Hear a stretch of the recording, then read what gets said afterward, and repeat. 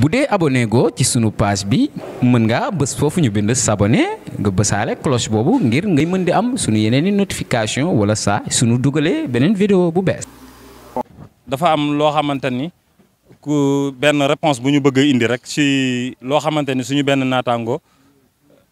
bu ñuy wax jaraaf Adama Mbengue moom la ñu bëggal tontu rek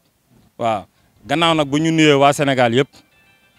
di nuyu président de la république bi nga xamante ni moo jiite réew mi monsieur Macky Sall waaw beneen bi si toppaat nag ñoo ngi nuyu ministre bi nga xamante mooy ministre tutelle bu bees bi remplacé Alioune Ndoye ñoo ngi koy dalal ak jàmm ak salaam ñun la tey amul kuréel tey ndar ñëpp ñoo fi daje waaw ndar daal ñëpp ñoo fi daje di wane suñu mécontentement parce que dañu tooñ ba fa tooñ yem waaw loolu moo tax nag ñu daje di wax président de la république. ñoo ngi koy nuyu gannaaw bu ñu ko dalalee ministre bu bees bi ñu ngi wax ku ñuy wax jaraaf Adama Mbengue ne ka ñun code de la pêche bu Sénégal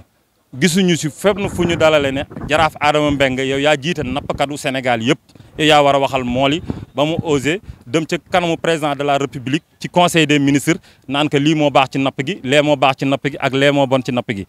ñun waa Ndar ñi nga xamante ni fii la napp cosaanoo fii la napp déparé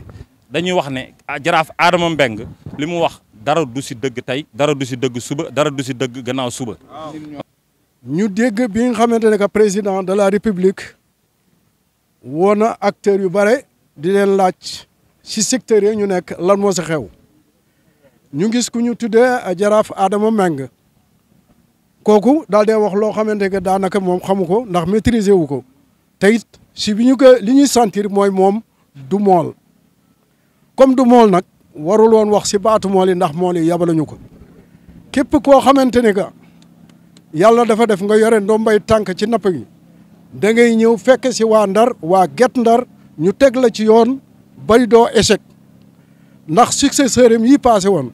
li leen daaneel yëpp seen départ ñëw na Ndar waaye li leen daaneel mooy ñeneen ñenu dégluwaat sa gannaaw moo waral tax seen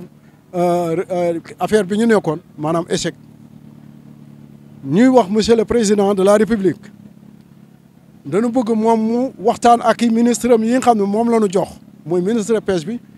pour lépp loo xam ne daf koy doxal si napp gi mu ñëw ba si doomu Guet Ndar yi mu laaj leen xalaat ndax ñun amuñu tool amuñu leneen lu nu mën a jàpp lu dul géej la ñu xam comme géej la ñu xam te moom la ñu doon suñu waajur yi ñun duñu ñoo yàq géej bay ñu nuy wax naan nu fele-fele dafa yàq géej te fele-fele moo mag si napp yi ñu doon napp si Sénégal. Nous tenons aujourd'hui à préciser une chose parce que dans le code de la pêche on n'a pas lu une seule article ou bien une seule phrase où on a nommé qu'on a interdit la pêche du monofilament au Sénégal. Donc tous les types de pêche sont représentés et tous les types de pêche sont autorisés. Donc on se lève un bon matin et qu'on se rend compte qu'il y a un monsieur qui devant le président de la République ose dire que le monofilament est aujourd'hui au Sénégal pour détruire le fond marin, ce qui nous impressionne tous. Parce qu'il n'y a pas une seule article où c'est interdit. Donc nous demandons à monsieur le président de la République de se tourner au niveau de son interlocuteur, qui est notre ministre de tutelle,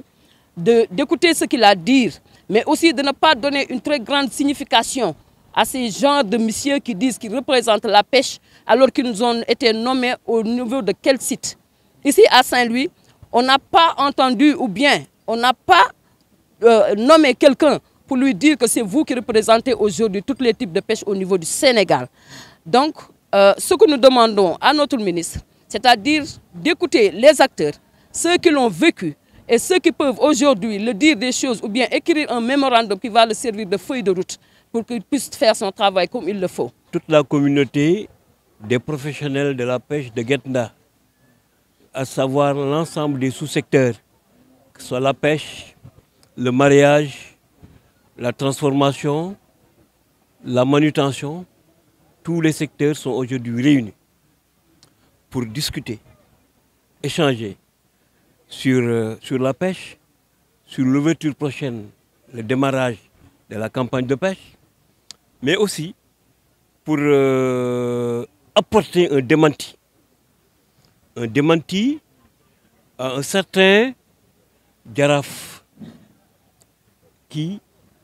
devant le président de la République, a osé tenir des propos qui sont très loin de la vérité que nous vivons en tant que pêcheurs. Partout au Sénégal où vous allez, de Saint-Louis jusqu'au Cap Skirring, partout je dis, à quelques exceptions près, vous verrez que les populations de pêcheurs vivent essentiellement du monofilament. C'est quoi le monofilament? C'est un filet comme tous les autres. C'est un filet comme tous les autres. Un filet qui est utilisé dans tous les pays du monde, qui n'est pas fabriqué au Sénégal. Un filet qui n'est pas interdit au Sénégal. Nous avons le droit d'utiliser le monofilament. Et ce monofilament, qui souvent est utilisé dans un type de pêche que nous appelons fele-fele, nous avons entendu le Jaraaf dire au chef de l'État que ce fele-fele est nuisible. Nous voulons lui porter la contradiction. Nous voulons que son Excellence, le président de la République, ne prête pas attention à de tels propos. Il a choisi librement une autorité à qui il a confié la gestion de la pêche et de l'économie maritime. Alors nous avons fini de travailler à l'UNDOI qui a fait son temps, qui est parti. Nous lui souhaitons beaucoup de réussite au niveau du ministère de l'Environnement. Le nouveau ministre qui vient d'arriver, nous l'attendons à bras ouverts. Nous l'attendons à bras ouverts parce que le secteur de la pêche connaît beaucoup de difficultés. bu dee abonné go ci sunu page bi mën nga bës foofu ñu bind s'abonner nga bësaale cloche boobu ngir ngay mën di am sunu yeneeni notification wala saa sunu dugalee beneen vidéo bu bees. Bon, au niveau de ça, il y a beaucoup d'opportunités.